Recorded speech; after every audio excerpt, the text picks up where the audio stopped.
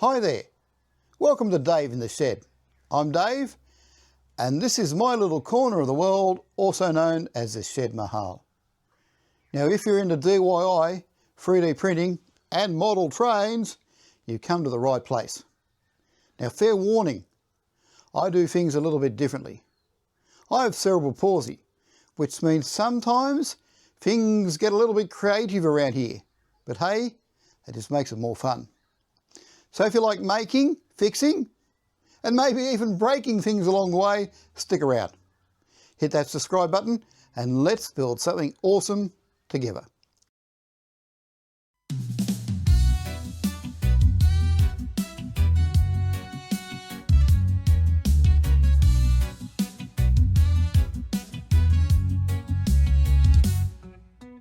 Down in the shed where the magic begins, Dave's got his tools, let the fun commence.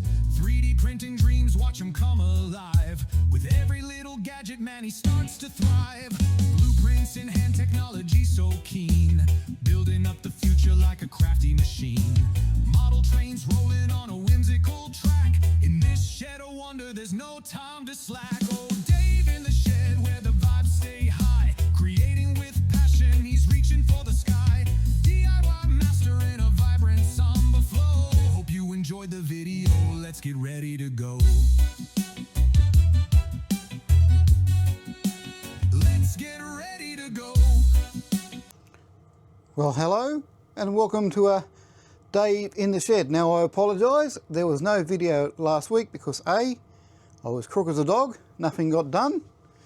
And on Friday, well, Friday night when Friday afternoon I normally edit videos and do all that, I was quite unwell. Mainly not in a fit state to edit videos or film anything.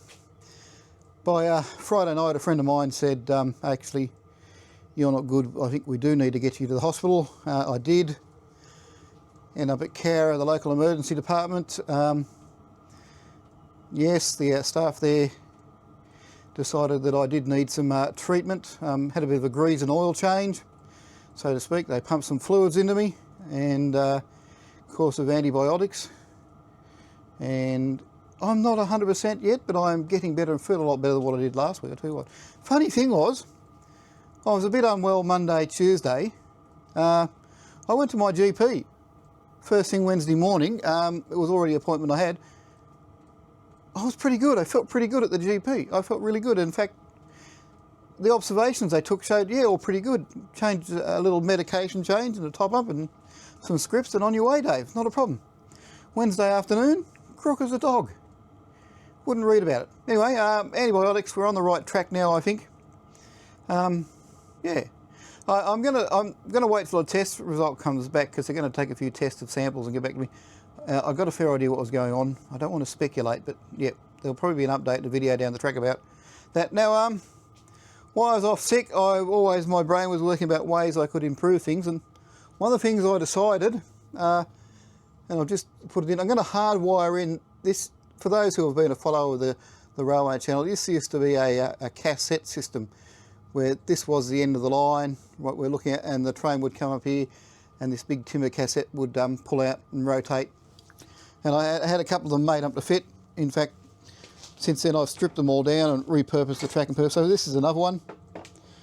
So this was the cassette system. There's video on it ages ago. And I had a couple of them and they were sort of like you could slide the train in to slide the train out and keep your train sets together. That system is defunct, we don't use it. But I thought, I was thinking about actually adding more storage space to keep train sets as a complete unit. And I realised I've got this space up here, but I wasn't really using it because of that joint. Now, I was just going to solder that in permanently, but then I decided, no, it's probably good as an expansion point. So there is still fish plates and all that will keep it mechanically connected, but we're going to use this cable. I've just soldered it in there, cables down there from the track. Rough job, but it'll get hidden by the factory down to this cable. And next job is wire this up in the DCC bus. I had to do something over here last week. I was running the track cleaning train round and I found a section of track. Not there, I'm here. A section of my track had failed for some reason. So once again, it's not a great joint. If you can see that red wire, I had to, when they say when setting up DCC, you know, about adding track feeders about every 3 weeks, that's actually a good advice, as I've now discovered. The amount of track feeders I've had to add as the layout is changing. Anyway, so we put that in last week. Once again, it's not a great job, but it is hidden by there, and that pops out over here. So if you can see the red wire, so I had to run a track feeder down there, join that into the system. Luckily that when I built the DCC bus, I did put load-in points where you could, that there looks ugly, but that is a DCC power feed point, so you can drop your droppers in. It's all untied at the moment because I've got to clean it up, because I just had to tap in those more red wires into that DCC bus. Anyway, that's a lesson. What else has been going on? It's the first cold, wet day we've had, so it's given a chance to fire up the old diesel heater, test out the mods I've made. So far, all working fine. It is still my aim down the track to build a box on the exterior of the building and actually put the unit outside, so we're pumping the heat in. That's a down the track job. I had made a stuff up, and I admit this was a Dave stuff up.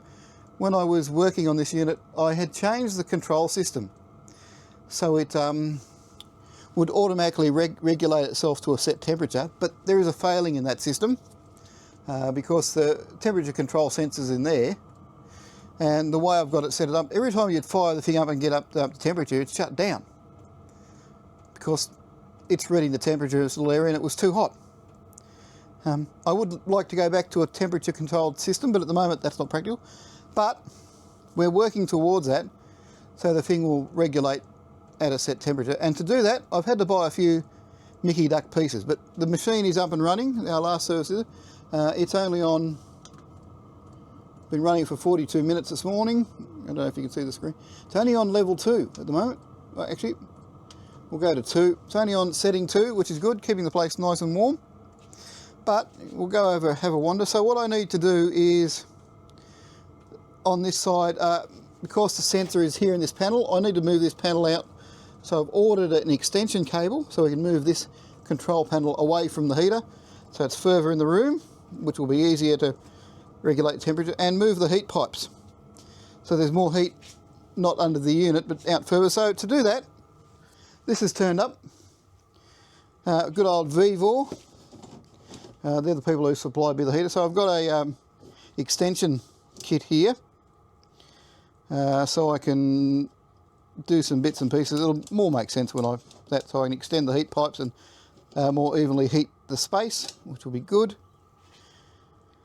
So yeah, that's a project that's coming, and we'll rat on about that. And I've got some more bits arriving. There's an extension cable, and I want to also I want to re-extend the exhaust out, because at the moment the exhaust is a bit naughty. Doesn't fully go out of the room, actually goes just into the wall cavity. But anyway, we've got our carbon monoxide sensor. We shouldn't kill ourselves. Later today I'm going to fire up the Kero heater. Now, interestingly, the mob I bought it off, the Kero heater explicitly said it's an outdoor heater only for outdoor spaces and that. But the same heater on other websites, and all of them say that it's okay to use indoors. And I think it's got to do with the actual, not so much the exhaust, but the soot that it puts out. But anyway, at our own risk, we do have our carbon monoxide sensor up thing. And the other bit of sad news is the mighty computer that I was using for my shed machine, which runs the big screen TV, it really only is a media unit, just a media player. It died. It died. This is a good old HP. There's a special name for them, but they're a Core i5 machine. They're a good workhorse for just general day-to-day use. I've got lots of these in service. I've actually got another 3 in the house, all just doing like media server work. This one's had a long experience with me. I actually got this from ADFA. They couldn't sell them, but I managed to get my hands on a few that they were giving away. So it came from ADFA. And the other week it went stupid on me. And I tried a few normal fixes, and none of my normal fixes would work. So in the end, I sort of like write off. You can source these things, even though I think they're good, reliable core horses. It's got 16 gig of RAM. I've got an SSD hard drive in it. This only makes sense for you nerdies out there. 16 megabyte RAM. It's got an SSD hard drive, and I just run them as media unit, media player, and they're brilliant. You can find these on eBay for about $30 now, but they're still a good, reliable, chunking workhorse. I do like them in the small form factor, like this. This is, even though it's a big whopping machine, this is the same unit, same computer. It's just in a whopping big case. Compare that nice little... And I got all this machine up and running. The only thing I had to swap over was my hard drive. I put a hard drive in it from the other beast, and it was running okay. And then it too started to play silly buggers, and I thought that's not right. It's a new to me. The RAM tested fine, the actual unit tested fine, and suddenly dawned on me, and I've never heard that before, that the SSD hard drive may be faulty. And apparently, I cloned new drive, because I keep lots of cloned drives around for those, once again, tech rubbish, forget about that. Whopped in a new cloned hard drive, fired the thing up, and it's actually not playing silly buggers. So, I've never heard that before, I've never come across it, I've never even thought, but that SSD there, I'm going to have to do some testing, actually may have been the fault, not the machine, not what I was looking at. So, got to have a play with this machine, put it back together, it may live again. It may have been, I've never heard of that, never even thought to check it. But of course now the SSD drives are starting to age. We're now in the era where SSD drives are going to start failing. Anyway, that's, welcome to the shed, bit of a rabbit on. I'm going to potter on and do some stuff. I'm not pushing myself. First you've got to wire up that cabling in to my DCC bus and put the factory back in, and that's about it. It's all like done everything I wanted to do today apart from run that Kero heater, and that's a big plus. Saddest thing at the moment is I'm on caffeine restrictions. I've had to halve my caffeine intake while I'm on these antibiotics, and that's the thing I'm struggling with, because at the moment, as you see in most videos, it'd be coffee o'clock and I'd be off having a coffee, but not today, not today. Anyway, I won't rabbit on much more now. I'll wire this up and we'll get back to you. Well, I've wired that all up and I've reassembled the factory and got it all back in place and fired up the DCC. Hasn't shorted out on me. I did do a continuity test on all my wiring to make sure it was fine before I fired up the DCC. The good thing about the DigiKeys DCC is it's got automatic short protection.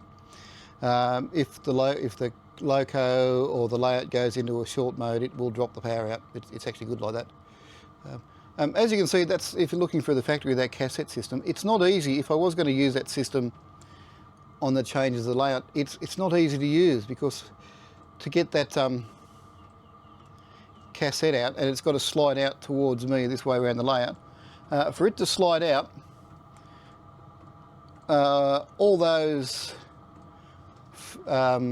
shipping containers, sea cans, have to come out, the silo has to come out, the factory cut has to come out to change that, because it's got to slide out down this way because of that pillar that I left in place that supports the shelves, because that pillar goes down, that white one goes down inside, it's actually inside the factory and doing all that, and you can't pull it out towards me, it's got to come out, slide backwards, if that makes sense.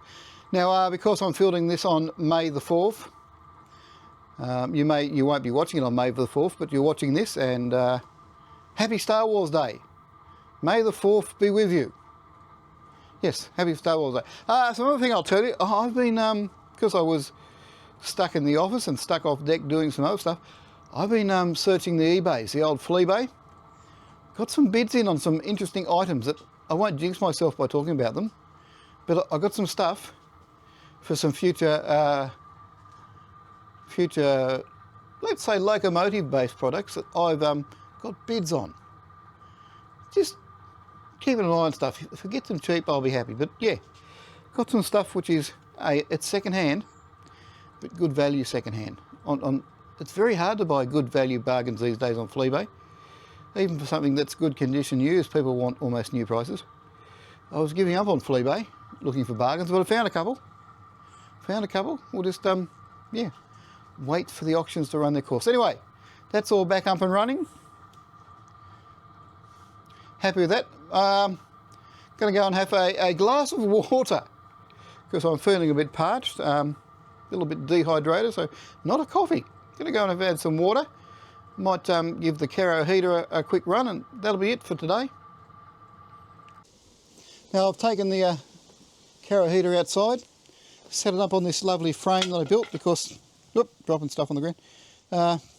This is a heater that is designed to be, well, technically it was sold to be an outside space heater. I've got it outside, I've got it on the stand, but look at this.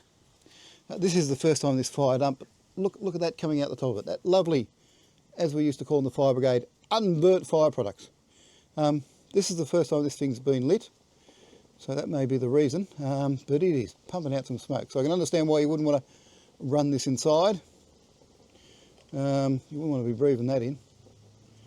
Whew. And it's very black sooty smoke. Now that also may be due to the wind.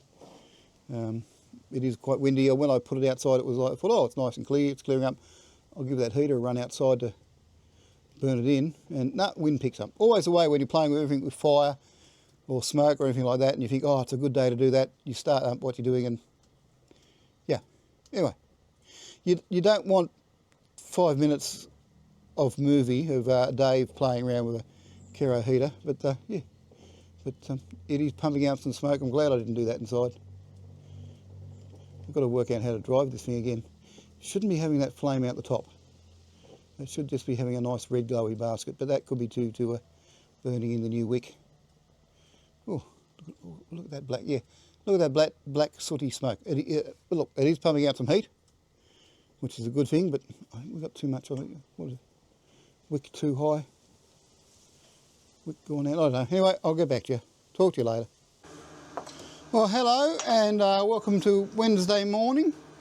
Yesterday, all my parts for my diesel heater upgrade have arrived, so I'm just going to walk you through. I've just fired the thing up. Currently, it's 12 degrees in the shed at this control panel.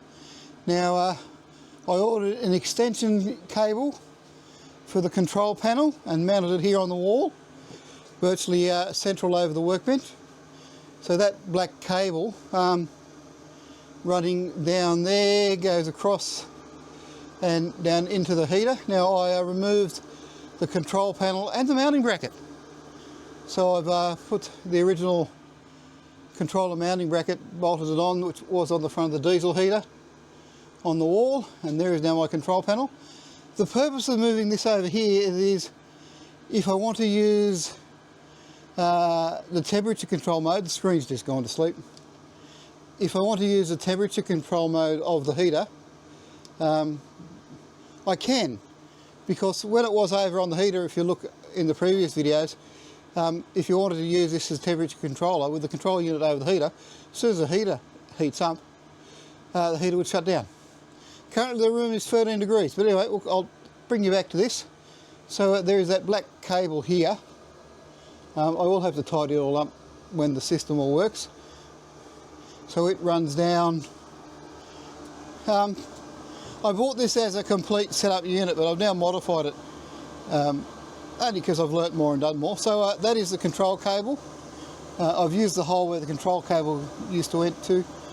You just buy a standard extension cable, which you can get from the same people who supply the heaters. Now, I have located my diesel tank, which used to be down in here, up there. Now, the reason when it was down there, it was really, really hard to fill up, use, because it's permanently mounted in the heater. Plus, it's hard to gauge, even with the holes. And I really didn't like the idea of having that big tank of diesel over a jet engine. This is technically a jet engine. Technically, how it works. We won't go into that too much. So I have a diesel tank, which is diesel up here, which we can see. I then have my upgraded feed line, which now has a diesel on-off switch, and also a filter, which are added to the unit. When you get the bare bones unit, you don't have any way of turning your diesel off when you store it. You don't have any filtering system. So I've added that. And for somebody who may have pointed out, oh Dave, you've got that transformer sitting out there, the transformer, which supplies the 24 volt to start the heater, and it needs about 10 amps at 24 volts to fire the glow plug, to fire the thing up. It is under there. Still have to neaten the wiring up a little bit. The transformer is now safe, so there's no risk of diesel fuel being spilt on that transformer and causing issues. Now, I could have actually used the void in there with a diesel heater to mount the transformer, Once again, due to earthing problems, other bits and pieces, wasn't overly impressed with that, so I stuck with my external power supply. We have a cover. Now, this space here, the shelf we put in, it allows me then to lift that diesel heater tank down onto this shelf and refill it up without getting too much diesel. It went easier. With that tank where it was in there, and that was the filler, it was very hard to actually get diesel in there nice and cleanly to fill it up with having the heater fixed. So that is it. If you want to know any questions about what I've done, ask me. I'm happy to. So there we have a diesel tank down through it, diesel supply line, which now has a isolation valve and the filter. Umming and ahhing whether the, let me know in the comments whether I should actually have the filter before the isolation or after the isolation switch. I can do either one. But yeah, maybe in theory, thinking of it, I'd probably have the should have the filter before the switch. But anyway, and then I got extension hoses. So this is now the heat outlet.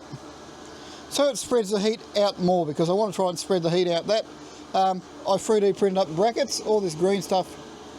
Dave printed shed green. Now these might fail. I don't know how hot that lines are going to get. They do get very hot, so they may fail and melt. But we'll see how we go.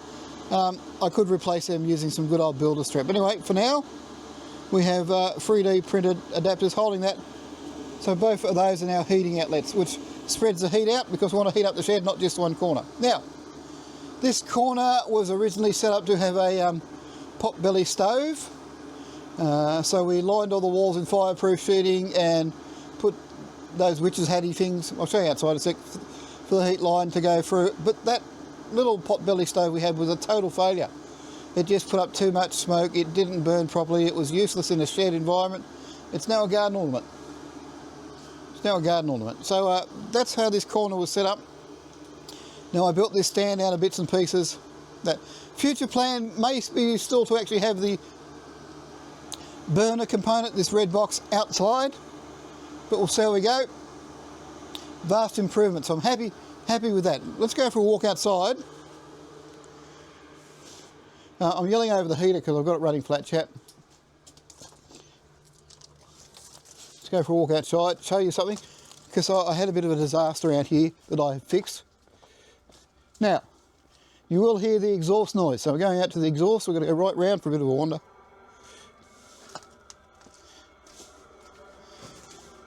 So as I said, I've used the old hole that was set up here for the old heater. I might later get I won't care for that. It's going to be might later get a new one of those witch's hats and cut it down to suit that. But here is now the exhaust coming out. Of course, it points down so water doesn't go in and doing that. Now, previously, you can see this is the new extension piece. That is the old hose I had, and I've just extended out. So this was too short, and the exhaust was just actually poked into the wall and ended up the wall. And as you can see, it's got hot here and melted the paint off the fibro. So that was yeah. So the exhaust was just a bit short and just went through the red hat on the inside, ended up in the wall. Not a good situation because it's actually scorched the paint. Not too concerned. It's a shed. It's the paint spotted, so I'm not going to really worry about patching that up. But I might, if we start losing too much heat out this side, I might put a new witch's hat on there. And I don't know how much you can hear that through the mic, but it's actually quite a bit of noise. There is a muffler that can go on the end of this if you want to, but at this stage I don't see the point in it because this is sort of like out and protected. It's out amongst the back of the area in all the poo. Anyway, just going to pause this. We'll head back inside. You don't need to see me wander around the bush. Any questions about this or what I've done or where to get the stuff, let me know. This is not a sponsored video. Notice that one of me Greek cafe straps has come off. That's interesting. Yeah, okay. Right, let's close this door. Not heating the place up, just all blowing up the door. Okay. So, this goes to sleep, which is a worry. You just push the OK. So the heater's been running for 16 minutes. You can set this up so it will time a start and time a stop, or you can set it up so it start in half an hour time or run for half an hour and shut down. So currently the temperature in the shed is 13 degrees. It's been running for 16 minutes. We have 24.5 volts on the supply line. The power level is 10. It's run its little heart out. The turbine is running at 226 degrees. Woohoo! It is 13 degrees. If you go into, this is in power mode, where at the moment I just set this mode, I set the level, and you can see the three reds. I set the level on what I want it to run, and it'll run that. If you go into temperature control mode, you can actually tell the magic box here what temperature you want the shed to be, and it will then regulate itself to that temperature in theory. But as I said, having that box on the front of that heater, as soon as the heater got up to 10 degrees, it's all like shut down, which was, I think I had it set for 16 degrees. As soon as the heater gets up to 16 degrees, it shuts down. So hang on, I think we do this.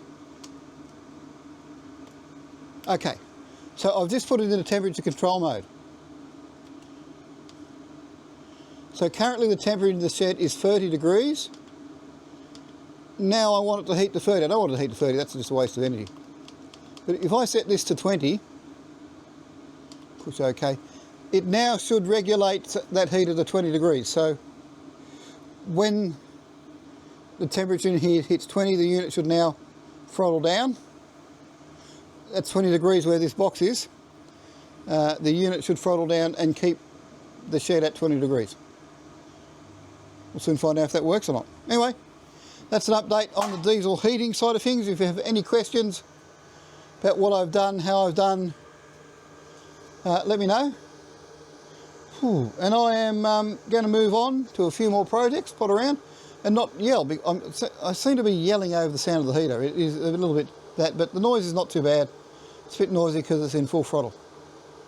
Okay, we'll move on to something else.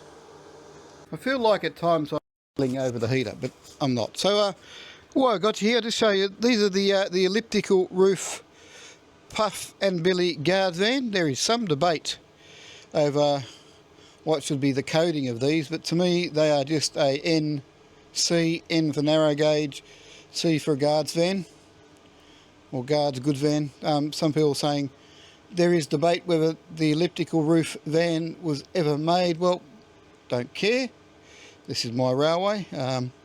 We had the plans for them, so I made one, but there you go. So that was my prototype one, done with the rattle can spray job. And while, of course, I assembled this one, and I couldn't resist. I've got the Ryobi green filament in the printer, so I've done one in Ryobi green. It'll probably work. Plan to build a Ryobi train to go to the Ryobi factory, so that'll be part of the Ryobi train. That is the plan, to do a Ryobi, let the cat out of the bag, to do a Ryobi train. Yeah. May even pull it with 3801, my lime green locomotive. Might even do that yet. But anyway, that's the plan. I do have some spare parts of the printing process. We have some spare roofs. Well, I've probably got enough to build one or two vans. If you want one, let me know. Yeah, I'd have to print another roof, but I've got two floors, two bodies, and one roof. If you're really desperate for one of those, you know, in Freo, give us a yell. We might do a deal. They'll be as is, where is type deal, but let me know. Won't take long to print up another roof. Now I've got one over here in my dud pile, which I will be a van somewhere. I don't know if you can see down there. It's a rough one. It was one of the prototypes ones, but it was good enough that it'll be grounded somewhere. Anyway, let me know in the comments what you think. Well, welcome to Friday. Like the last chapter in this video, just going to film a bit of video and show you a few things, and then head out and edit the video. I've probably never explained it before, but this is just interesting. I've got these lights that are on these light flexible stand. This one is a magnifier and lights, and this one's just a ring light. Now these are just cheap Temu finds, nothing flash, run off USB. They are set up and designed so they actually fold up, so they I'll walk back so they don't obscure the workspace. So I don't know if you see that, they're nice and neat, that they, so like in their work position they can go there and then I can swing them out. But when you're actually running trains, they're actually on pit sockets, you can pull them right out. But I just fold them up so they're nice and neat and don't get in the way of running trains. Talking of running trains, was trying to run the CPH. It was running. It's a bit cold, hasn't run for a while, needs a good run. The track is clean. I've just derailed it. The tracks on this are very loose. It's very hard to get back on the track one-handed. The CPH is a Dave's 3D print. It's running on a Bachmann GP. I think it's not on the line. Hang on, we'll go for a wander. It'll leave a derail coming through the point or re-rail it. No, it's off the track. Hang on, I can't put it back on the track and video at the same time. Hang on. Welcome back. Looks like it's had a bit of a warmer running. The CPH runs on a Bachmann GP 38 DCC ready chassis, the chassis that runs on a lot of my stuff, like most of my stuff. It's a 3D file. It's semi-scale. It's not full scale 7mm CPH, but close enough that it looks okay in ON3O. File is on my Facebook page. Details at the end of the video of where to find that if you want to download it. 3D print it, or get a mate to 3D print it, paint it up, whack it on the chassis and away you go. Now this is a very old file. I think it's in, anyway, download the file and play with it if you want to print it. It's done to 7mm, but it's also a little bit selective for ON3O, but yeah, it's all like caricature of the good old New South Wales CPH, Dave Design. So there you go, if you want one of those, download it, have a play with it. I got the idea from, I can't remember the bloke's name, but the Kudzu or whatever it was, line where the guy did not ON3O but HON, where he used a lot of Victorian practice and New South Wales practice and put them on, yeah, N-gauge trucks running on that. Anyway, if you remember the narrow gauge modelers group in Australia, you'll know what I mean. You'll know all about it. So there you go. We'll have a quick look at that before we talk about a few extra things. This is CPH 16 or Lyco 16. I haven't got couplers on it yet. One day I'll have to put the couplers on it so I can tow a parcel van or a mail van, because it really should do that. That would look Mickey Duck. Hasn't got any extra lights, haven't got anything fancy. It's just a fun model to have. Simple train, we just want to run a train because it can be an all-purpose train. Running around on the TPT. I'm going to try and have something running when I do these videos. Spent yesterday quite a bit of time actually doing a bit of track cleaning and running some stuff. Anyway, diesel heater, very happy with how it's all run. Still down the track of plan. I probably will mount the actual jet engine part of the unit outside. How efficient is this? Well, just running a couple of days. This week, before I started running this week, that was a full tank of 5 litres of diesel. I'll probably run it for a couple of extra hours a day, but that's how much diesel we've used, which is very efficiently. Currently we'll have a look at the stats on the machine. The little screen goes to sleep, push the OK button. So I've been running it for about 52 minutes today. That is actually running at 24 volts. Now our target voltage is we want it to get to 18 degrees C and then it'll throttle back. The turbine temperature is 220 degrees, that's warm. Currently in the shed it's 13 degrees. And the roughly gauge says it's running flat out, the fuel pump's running, the turbo fan's running, and it's currently pumping out 13 degrees, all running good, which is good. Now, a question that somebody did ask about security. Yes, I do have a security system in the shed. I won't go into too much details. In the progress of upgrading, oh, left the door wide open, Dave, that doesn't help. Let's close that too. I am upgrading the security system without going too much, but there is a camera system in here that anybody who walks through the door, it takes your photo of you anyway. So it lets me know, take the photo, emails me that somebody's gone to the shed and sends me a photo. That's the basis thing, and I'm doing some other security updates. But yes, I do have a security system in the shed that photographs you, lets me know what's going on. Anyway, that's just aside, because somebody at one stage said, what's your security like? Well, yes, I do have a system. Okay, just going to show you one more thing before we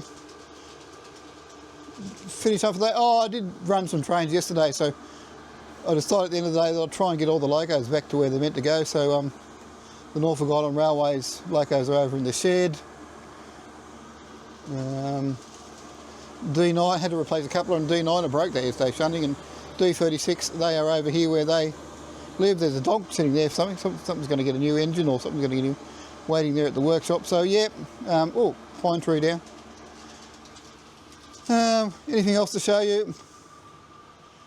No, not really.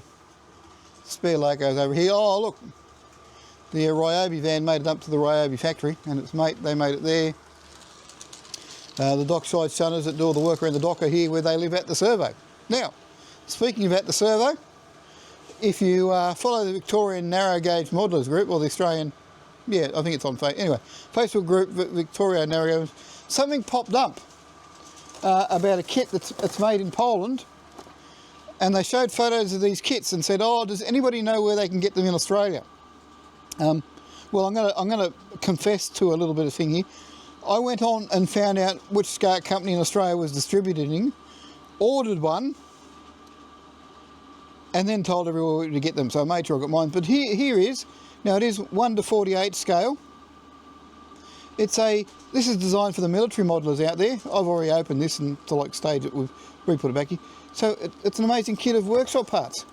And I ordered it from Horizon, I think. Anyway, I put the details in the Victorian Narrow. Where'd it come from? Anyway, so this is, it's all the bits you see on the box, as it says on the box. And it's all the accessories for your workshop. Now there's two different sets of this. I've ordered one, but it's had to come from Germany, from this Mini Art. There's another one that is tools and bits and pieces for that. I thought that was great.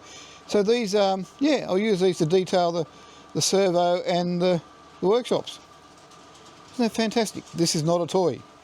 It is a complete garage workshop. And look, I'll pull it out of the box and show you. Comes with complete tiny little decals, would you believe? And that's as far as I've got. So that'll be a good project. My dreaded thing that I hate painting stuff. So this is stuff that all requires painting. But anyway, the dreaded Dave doesn't like the dreaded Dave. You know that Dave doesn't like to paint. Anyway, if you want more details on that, Victorian Narrow Gauge Modelers Group, and I have ordered another one. I'll tell you about that when it arrives from Germany, which is more worktop-y stuff. But anyway, it's designed for the military guys, the guys who make all the model tanks and the 1:48 scale, which is about O gauge anyway. So how about that? Isn't that fantastic? So we'll be having a look at that soon, working on that. And that's about it for this week. Keep safe, keep warm. Don't forget, if you like this video, give me a thumbs up. G'day Glenn, if you're watching. Don't forget, if you don't subscribe to my videos normally, subscribe please. It does help apparently. And most important thing, get out in your shed, do something. Get out in your workshop, get out in your yard, do something you wouldn't normally do and have a try, because the most important thing is to have a try.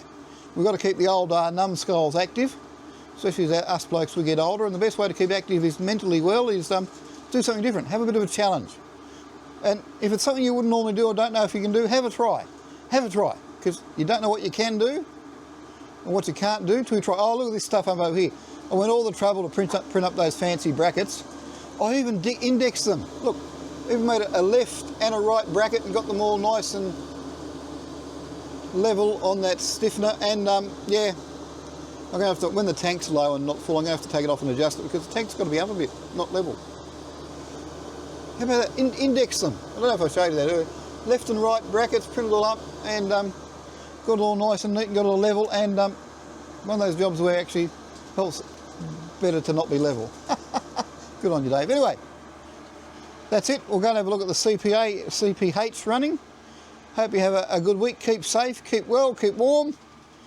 Enjoy life. Don't forget, try something different. Do something you wouldn't normally do. We'll go and have a look at this CPH running around. Then we'll go.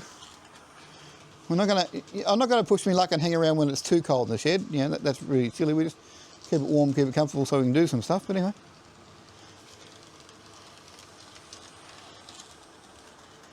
I've got all these locos set up on the DCC, so which is in UCC. So that set them so that their maximum speed is like flat out, so you can't race trains. Helps it when the tin lids around playing, doesn't it? Although I do have to adjust some of them because I've got to get them to slow a bit quicker. They're very nice when these locos have inertia, but when you're shunting and running trains, yeah. That's how come I broke the coupler on D9. Is yeah, when you want it to stop, you really want it to stop. Anyway, that's it. That's enough of me rambling. You got a bit of a video. Shout out. See you later.